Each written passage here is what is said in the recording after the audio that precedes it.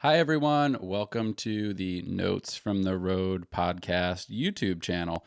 Today, we're going to be checking out a Wendover Productions video about touring that came out a month or so ago. My tour manager actually passed this video along to me and sort of said, hey, this is a great intro to what we do, and anybody that's ever interested in exploring what goes on the road, this would be a sort of great way to bridge the gap, intro them in, give them a sort of insider's take into it. And so I did a little reaction video to it, and yeah, a lot of cool takeaways. Don't understand how Wendover got so much information. It feels like an insider's take on the touring world, and I reacted to it. So here it is. Enjoy. So the absurd logistics of concert touring. So we're going to watch it, and I'm going to provide some commentary here as a touring professional. PM on a warm September night when the band returns to the USANA Amphitheater stage southwest of Salt Lake City for an encore.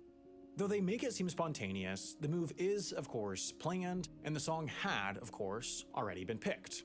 It's the perfect send-off that will... So that's the funniest part. So just insider info. If you go and see a pop tour, let's call it Lady Gaga, Ariana Grande, and any big tour where there's a lot of production, most of the time the encore is not spontaneous. People like John Mayer, folks that it's like truly still playing to feel, it's definitely not may not be then, but most of the time it's planned. So it's funny that they called that out in this video in like the first 10 seconds. Leave the crowd buzzing and keep the band from violating the venue's strict 11 p.m. curfew. But as the show ends and the audience makes... Also, 11 p.m. is usually the standard curfew. So again, how they got... Like, someone had to see day sheets or someone had to see insider info. So anyway, all that to say, they jump into like the breakdown of what happens after a show ends now. Its way to the exits, another meticulously choreographed and time-sensitive show begins, one with far less fanfare. The tour's next stop is Ball Arena in Denver, 522 miles or 840 kilometers away, and that concert starts in exactly 21 hours. Accurate. So now it's all hands on deck to get the band, their set, and their double-digit crew to Colorado on time. This dude's, the way, when they do these Wendover videos, the word soup is some of my favorite stuff. Like the double-digit crew. I never think of it that way. Like this is my life. So it's just funny. It's a well-written script, and it's very informative. Really, this process of getting the band and company from Salt Lake to Denver began a few hours ago when the tour manager headed into their backstage office along with the venue's promoter, carrying record of the night's box office receipts to hash out the money splits from ticket and merch sales to utilities and even clean towel fees before coming to a final settlement. Just an FYI for any of you watching this, this goes on daily at any show you've ever seen, big or small. It's so funny. Like, again, I've done this in my life. I've been a tour manager, not at this big of a level. I've done shows at both of these places, both USANA Amphitheater and then the Ball Arena in Denver, on various tours in a much smaller position than the tour manager who is hashing this out. Sometimes also when you get to this level, there's actually a tour accountant that would do this, and the tour manager might not actually do what's being described here, but again, it's so eloquently put, like arranging splits, looking at merch cuts, which usually that's also done by the merchandise manager. He may reference a contract with the tour manager, but again, just the way this is put, it's things that I've done in my life for an unspectacular process over a of crossing decade T's now, and it's I's, crazy that it's so eloquently that makes the put. tour possible, and really more than anything else, fuels the music economy today. The USANA Amphitheater, after all, holds a maximum of 20,000 guests. That's 20,000 potential ticket sales, of which the band will receive an already agreed upon split somewhere in the ballpark of 85%. 85% on a split is about right. It's sometimes these days, depending on the artist, it's predetermined. You get what's called a guarantee, and there's a guaranteed amount of money agreed upon upfront by the artist's agent and then the promoter. And at this level, there is also a promoter rep that would travel with you from the two biggest ones in the Americas are Live Nation or AEG. And that you might have a person that's representing you as the artist on the tour, dealing with each individual venue and settling the show and all of these numbers nightly on your behalf and there's someone overlooking it, or you're working with the tour manager or the tour accountant as well. But by the time you get to this level, there's a lot of people involved to make sure those numbers are, the T's are crossed and the I's are dotted, if you will. Once the money's settled and the band's finished, though, all attention focuses on the loadout. To be playing venues like the USANA Amphitheater and Ball Arena, the band has to be big, and big bands tour with big staffs. This is correct. This group, like most touring groups of its size, is broken into 3 groups. There's the A party. Also, the other day, talking to another tour manager friend of mine, and he said he uses this exact, like the thing you're seeing on the screen that's going to sort of fly by. He uses this exact sort of tree chart in a class he teaches kids about touring and stuff. But so it's interesting. Again, for Wendover to made up of the artists and their inner circle, the B party have this much made up info, of they the know band, somebody on the dancers, inside. and backup vocalists, and the C party, or the crew, C from party, guitar techs that's to me. pyrotechnic That's who I'm usually specialists. working with. To maximize overall efficiency and the comfort of some, each party's taking a slightly different path to Denver. I mean, you're big dog, and if you're PJing, by the way, so he's gonna break this off a little bit in terms of the parties. And when you're the biggest of the big, you might be taking a private jet show to show. You might. It's quite possible, but this example is it's a pretty big artist. Not all of them take a jet this short of a ride to go from Salt Lake City to Denver. Usually you would go to sleep and wake up on the bus, depending on how big you are and how big your entourage is, etc. But he's going to break down the party system in touring now. For the A party, it's off the stage, and depending on timing, grabbing something to eat or a shower, and After heading show straight food. north in hired Suburbans to the Atlantic Aviation FBO at Salt Lake City International Airport, where a chartered jet is waiting. For the rest of the onstage, I like that they routed the it's so funny that they're even showing you the FBO, or private airport. FBO is essentially just a term used to a shortened term like an airport code, but it's FBO. It's essentially a private airport nearby, usually small chartered jets. So you wouldn't take a private jet per se out of a major airport. So in our case, we live in Nashville. There is BNA, which is the main international airport. And then there is also John C. Toon, which is the FBO, which they both have places you can take small jets out of, but they're both capable of doing that. So it depends on the area. There might be a private airport. Sometimes you might fly out of like a JFK or a Newark or a Philadelphia, but there's also these small little aviation hubs throughout the country as well. It's funny that they tracked this. talent, the turnaround is nearly just as quick. Dancers, background vocalists, and additional band members load onto tour buses that, depending on the configuration that the tour manager settled on months prior, can carry up to 12 people spread across 2 aisles of triple stacked bunks. Again, eloquently explaining what a tour bus looks like, or explaining what it could look like on the inside. Yes, most of the time it's for the crew or C party, it's 12 bunks. Haven't ever had the luxury so far in my 15 plus year career of a condo bunk, which is 2 stacked bunks instead of 3. I've been fortunate to live in really nice new touring coaches. Most of the time it's Prevost. XL3 is the sort of standard these days. This B-roll footage that they pulled, this stock footage, is funny because this bus is one of the oldest types of tour buses ever built, and I believe it's a Desert Eagle in my quick glance at it. And so most of these not on the road anymore. This is a bus that's been long retired for a much more modern, comfortable place to sleep overnight. They're off the stage and out the door quick, but won't be seeing the other side of the Rockies until they wake up the next morning.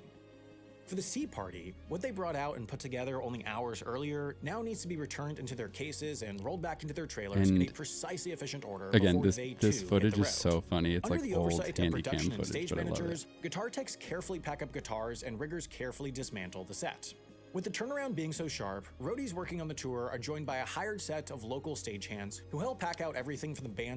The most unsung heroes of a show. If you go see your favorite artist at an arena or an amphitheater like this, in addition to the touring crew, which can be anywhere from 30 to 50, can be larger sometimes, there's also usually an additional 30 to 50 local people helping them set the show up. And without them, most of the time, the show would not be possible to put on. There's folks everywhere, sort of in every corner of a production, helping, assisting the tour production to get the show from the inside of a semi-truck out of it and up and ready for you, the concert goer, to then come see it. So This is pretty audiovisual interesting. assets to the tour manager's office onto the trailers backed up against backstage.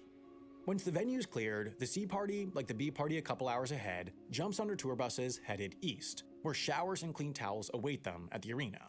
And now the time crunch shifts from the crew to its drivers. None of the truck or bus drivers saw the band's show in Usually Utah. not. They were Can sleeping. confirm. In fact, not Should until the show's definitely be end did sleeping. those who were driving the B party even check out of their hotels. And only after the show's conclusion did they begin their systems check, inspecting tires and timing belts before warming up the bus.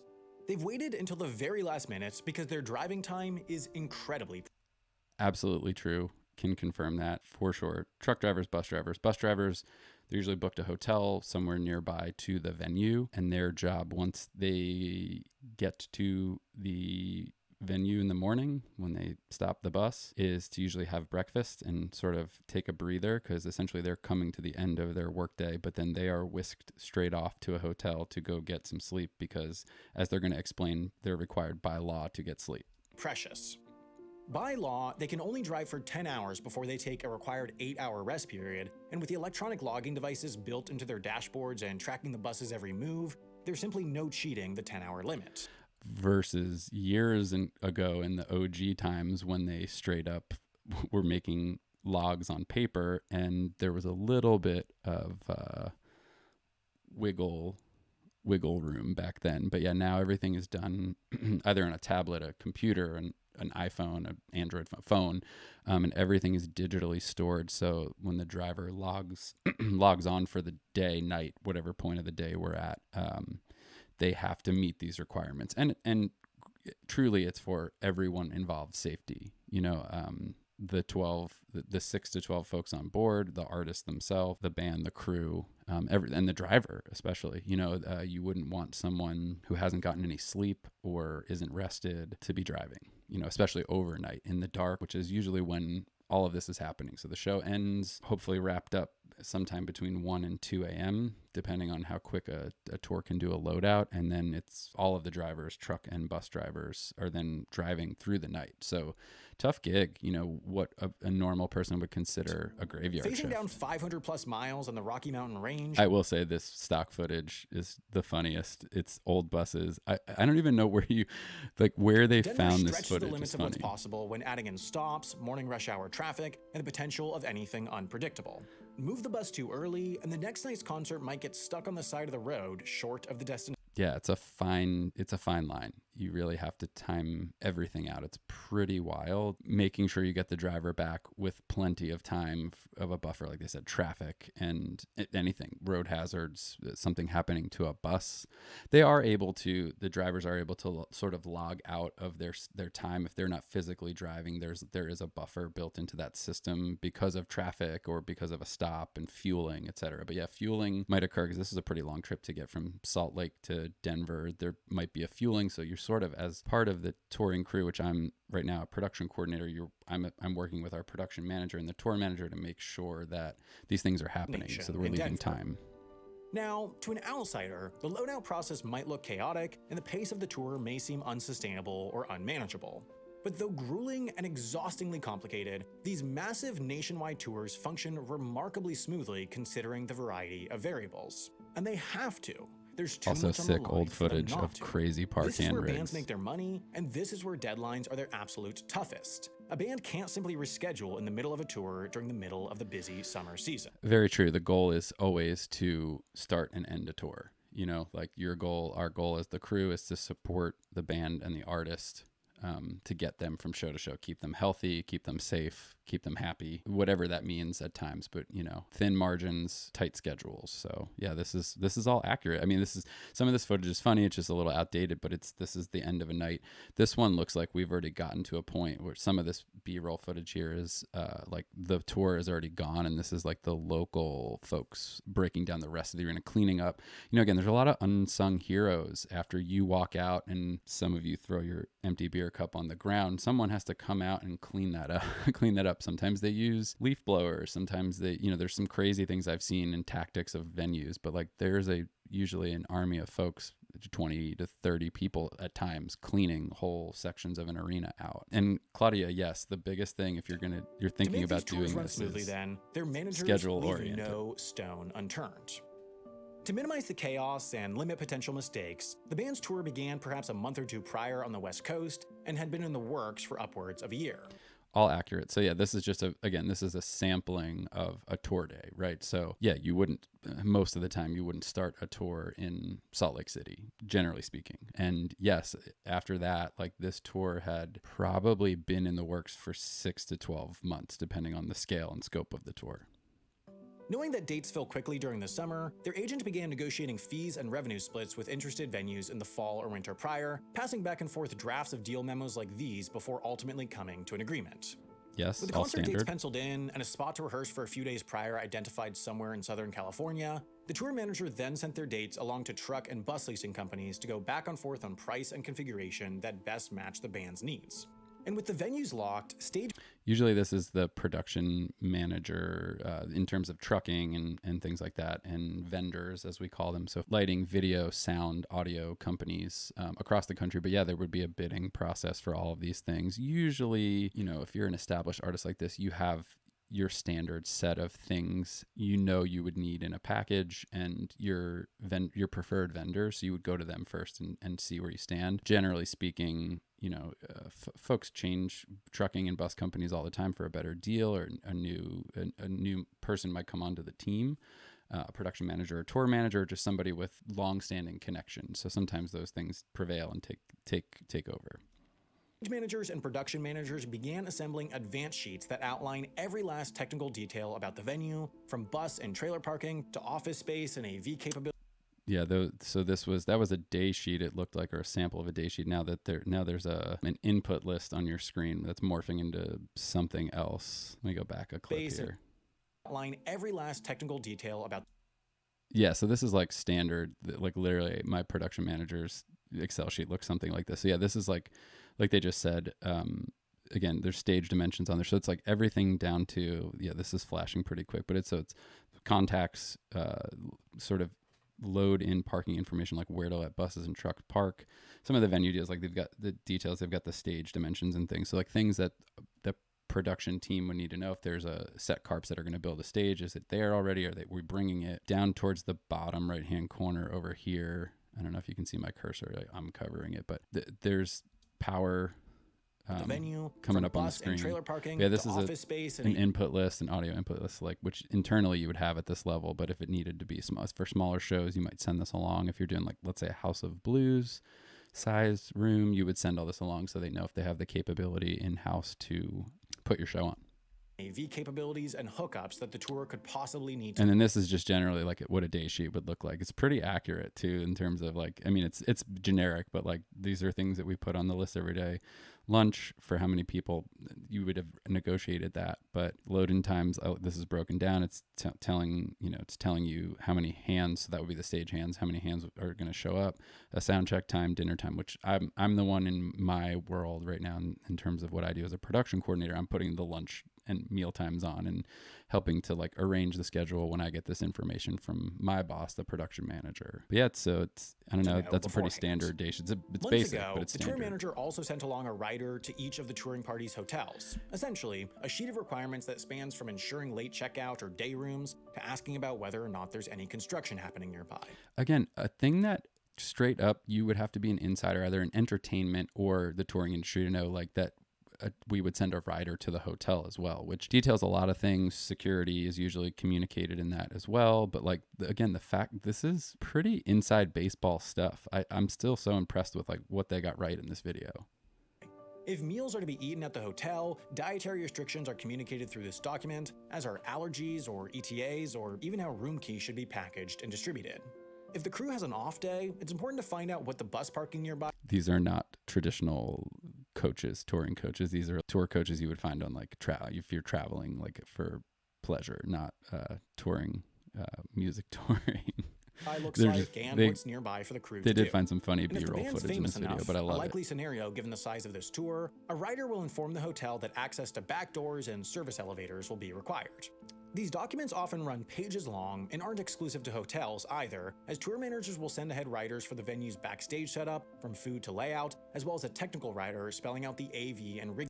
These are all great things. Yeah. So again, a big part of my job as a production coordinator is some of the hospitality back of house things. And yeah, we send a rider with requirements for catering, dietary things. Right now I have one that's pretty extensive, and you want to make sure everybody's getting fed. And that's one of my biggest things, generally speaking. Is somebody a vegetarian, a vegan? Do they have real proper dietary things that they need looked after? And then our job is to communicate that to a promoter or a local caterer, and then they're going to provide a meal or several meals throughout the day for the entire team to eat, because we don't have time to cook for ourselves when we're traveling, and it's hard to order in for 60 people. So you have a catering company, sort of like a wedding, in terms of just trying to make everybody out there understand it's like a proper caterer that comes in and prepares meals for that many folks at a time. But yeah, it's these types of things are communicated well in advance. The show requires.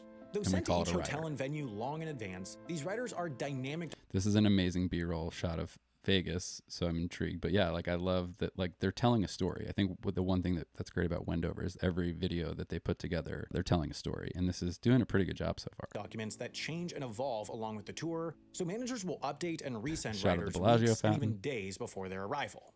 Well, the artists would have arrived at Centennial Airport in the early hours of the morning and quickly transferred to their hotel. The rest of the tour's day begins around 9 a.m. They chose a great A-party hotel in Denver, the Four Seasons, as their bus comes to a rest beside the loading dock of Denver's Ball Arena. Upon completing the 8-hour drive through Wyoming, the driver hooks the bus up to a provided 240-volt connection to deliver power without idling the engine. And again, the fact that they know about shore power, which he just explained. So what happens is, generally speaking, a tour bus has a main engine like you would have in your car, and then there's also underneath it, similar to an RV, there is a generator running on diesel fuel that powers the bus when the bus is not driving. So it would keep things like the air conditioning and the lights on in the bus. And some of us have Star Wars Jedi doors that open automatically with a button. So it powers all these things, the refrigerator to keep food. When you're fortunate and you're touring at this level, the bus also gets plugged in to a 240 volt power source. And the fact that they've included that in this video is insane. So again, there's a lot of insider info going on here, and I kind of love it. And it's just these little details of this video where they nailed a lot of just little intricate things that you don't know unless you know. Again, generally speaking, the bus is plugged in when you're on a big tour, and if there's plenty of power, like sometimes, if there's 10 buses on a tour, there might not be 10 shore outlets. So it's called shore power. Nautical term. So when boats dock at a dock, they plug into shore. It's H-O-R-E, shore power, not S-U-R-E, shore. And that's I think where the terminology comes from, because it's plugged in, you're able to sort of dock yourself for the day. And so that's what powers the tour bus if it's available to you, and it saves us from polluting and wasting fuel at the same time. So it's a lot more venues have added more availability of it for a lot of reasons. I hope because we're saving the planet. And joins the tour's other bus and truck drivers for the short walk across the street to the Spring Hill Suites Hotel, where day rooms are booked. I love that they're calling out the exact hotel that they would book if they were playing this venue. It's great. To get their legally required rest before driving onward after the concert that night. The above average 8-hour drive makes this day a particular challenge. Everything must run perfectly to get the show built on time. The first people into the building are the tour's leadership. The production manager, production coordinator, head of security. That's me, production coordinator. I love that he included that in this video. I literally put a note on this YouTube video thanking him for including me. But yes, production manager, production coordinator. I think he says security, lead rigger, and potentially others. Yep, but those four would be most of the rigger gets in first, because he's the person in charge of safely putting all the crazy pieces of production above the artist and your head. Sometimes next time you're at a show, look up. Look up around you if you're in an arena, because there are things flown above your head that you probably never realized. And that first person's job in the rigger, his job is to safely get them up in the air so they don't fall down on your head. Room where a local company set up breakfast over the hours prior. Next, and yes, they just said a local caterer sets up hours prior. And yes, we're very appreciative to those folks too, because they come in. If we are in at 7 in the morning, they have been there since easily 5. He meets with the venue's management to conduct a walkthrough and plan out the day's activities. They then work their way through the backstage, posting this day sheet throughout to give a rundown of key moments through the day. part of my job as well as sometimes tour assistants will do this. And yeah, you usually meet with the venue, or in this case, you would have potentially also a rep from the promoter that would do some of this for you as well. And also labeling different rooms for different purposes. But yes, what signage is critical in the touring world, putting signs up for everything so people know what's going on, what the room that they're walking past or into is for, you know, where the artist is going, arrows, signs. You know, it's, I hate to say it, but I always think of it like, I tell people when I put signs up, you have to think of everybody like we're back in school, as much information as possible. They'd need a production office where the management would set up their desks, dressing rooms for both the lead artists and their supporting acts, a storage room for empty road cases and extra equipment.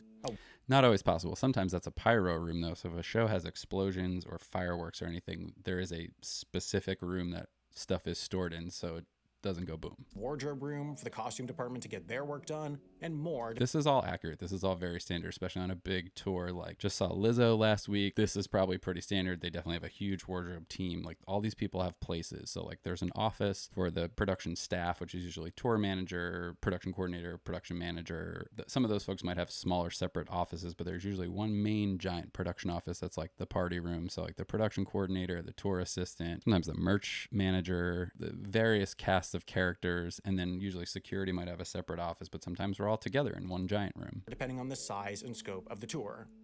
In addition, they put up maps and directions to these different temporary rooms and key permanent spots like the venue's shower rooms, given that nearly everyone lives out of the tour bus. Another thing to keep in mind, and a part of my daily task, is you're coming in and leaving on a tour bus. The only place to shower is in the locker rooms or rooms provided to you by the venue themselves. So when you're playing big NBA arenas, especially ones that have been built or renovated recently, it's great. They're usually fantastic facilities. Sometimes it's, you know, like gym style showers where it's like 100 showers in a room, but critical thing, like towels. So my job is usually requesting a lot of towels. I hate when people don't have towels. Like, think about you've worked a long day and now you're going to shower and there's none left. Nobody should need to know where they are. In fact, through the fatigue, many of the tour's members might genuinely forget.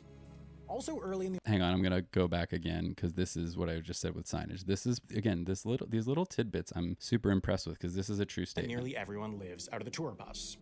Nobody should need to know where they are. In fact, through the fatigue, many of the tour's members might genuinely forget. Also early in the order of operations is making the final decision on the placement of the stage. In North America, most large concerts occur in indoor arenas otherwise occupied by NHL and NBA hockey and basketball teams, as is the case with Denver's Ball Arena. Yes. Given that traditional stages have, at best, 270 degrees of line of sight, these tours only sell a portion of the 360 degrees of seats surrounding the stage. Yeah, it's usually only 2/3 or so. Can be altered. Therefore, if the concert hasn't sold out, management might decide to bring the stage forward to kill some seats and make the venue appear more full, while if the concert has sold out... That is insider info, folks. Just an FYI, this is done sometimes to like make the show seem more full if it didn't do as well. And like they're giving away some trade secrets with that one. They do their best to push the stage back to give more seats a sightline and fit more on the floor, allowing them to sell additional tickets. But they'd have to make this decision quickly because they're on the clock and the setup has to start quick. The arena has no stage, no light. This is a smaller version. This is not the inside of the Ball Arena that they're discussing. But yes, this is generally what we walk into. Sometimes there's a stage pre-built in here, which I think they're going to cut to in a second as well. But yeah, it's just an open, giant building, no ice. You know, sometimes the ice is covered. If they're off season, it would look like this. Lights, no audio system, essentially nothing but an empty floor and some seats, while thousands upon thousands of people are expecting a concert in less than 10 hours. First in the order of operations is rigging. This is essentially the process of getting anything that hangs, be it lights, speakers, screens, prop pieces, or even the stage itself. I'm intrigued they got this B-roll footage. Typically, a tour will include a lead rigger, or perhaps a few touring riggers, who work with a far larger team of 20 to 40 local riggers to complete the incredibly time-sensitive setup process for a given concert. It starts with chalking out the floor, essentially marking the exact spot on the ground where a motor should hang above. The core of the rigging task involves using a combination of math and cables to hang chain motors in exact points from a grid of beams in the roof. This is all very accurate. More often than not, and there is so much math involved. And generally speaking, so far in my career, most of these folks who do this on the tour side, they're older people. They have been doing this I've never met a rigger younger than me, I guess I should say, like that. They've been doing it a long time. A lot people, everyone's safety is at risk here. So yeah, this is a pretty important part of the day and the start of the day, because all of this stuff has to go into the air for the rest of the production to be built. There is not a beam directly above the exact point where a motor is needed, so riggers hang 2 cables to bridge the gap between 2 beams. Like this. Knowing both the horizontal and vertical distance from a beam to their desired point, the Pythagorean theorem is used to quickly calculate the required length of rope along the 3rd axis, and these lengths are marked on the floor with a standardized chalk diagram like this. They also mark out the length of rope needed to wrap around each beam. It's pretty insane that they went to this level. Although Wendover is known for like getting really nerdy with stuff, but yeah, this is explaining how you would span beams if you need to hang something between them. So if you can't hang a piece like directly below a beam, which is the sturdiest part of any building, you know, the beam in the ceiling is what's holding the entire place together. So that's why they're structurally hanging other things from it. You have to span that. You know, this is the way they do it. Applicable, the length of a rope to hang beneath the connection of the 2 others.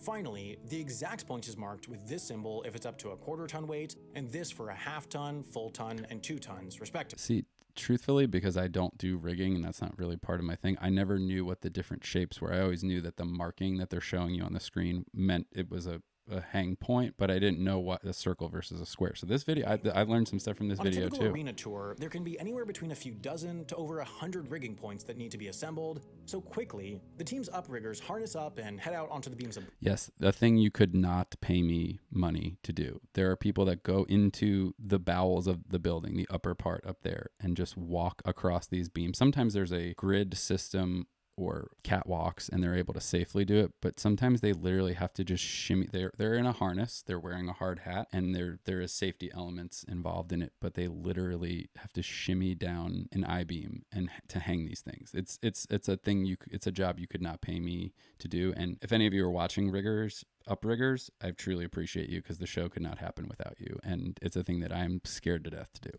Above, well, the downriggers start laying out motors and other equipment next to the relevant points. Once in place, each uprigger lets down a rope to which their downrigger ties equipment to be pulled up.